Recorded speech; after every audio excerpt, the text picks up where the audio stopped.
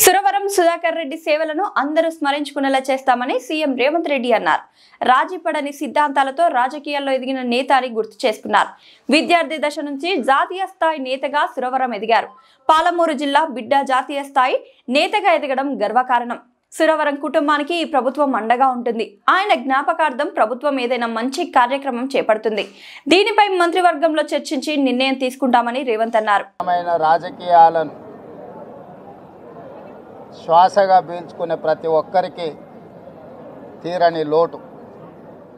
విద్యార్థి రాజకీయాల నుండి జాతీయ రాజకీయాల వరకు, చివరి శ్వాస వదిలే వరకు రాజీపడని నిరాడంబర జీవితం, రాజీపడని సిద్ధాంత రాజకీయం.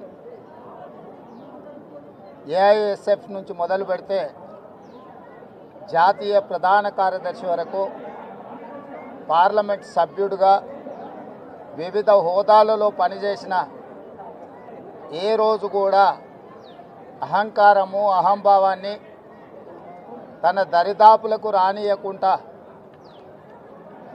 కంచుపాడు కామ్రేడ్గా, పాలమూరు జిల్లా బిడ్డగా వారు వన్నె తెచ్చిండ్రు. మొన్న జరిగిన శాసనసభ సమావేశాలలో వారు ఒక లేఖ మిత్రులు సాంబశివరావు గారితో నాకు పంపించిండ్రు. తెలుగు విశ్వవిద్యాలయానికి ఆనాడు హైదరాబాదు రాష్ట్ర విముక్తి పోరాటంలో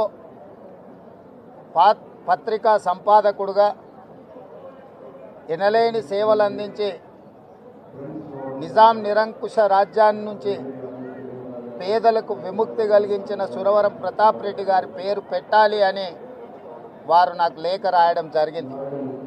శాసనసభలో ఆ లేఖ నాకు అందించిన మరుక్షణం అక్కడికక్కడే సాంబశివరావు గారు ఇచ్చిన లేఖను సుధాకర్ రెడ్డి గారు చేసిన సూచన ప్రకారం తెలుగు విశ్వవిద్యాలయానికి తెలంగాణ ఆనాటి హైదరాబాద్ విముక్తి పోరాట యోధుడు సురవరం ప్రతాప్ రెడ్డి గారి పేరును పెట్టడం జరిగింది.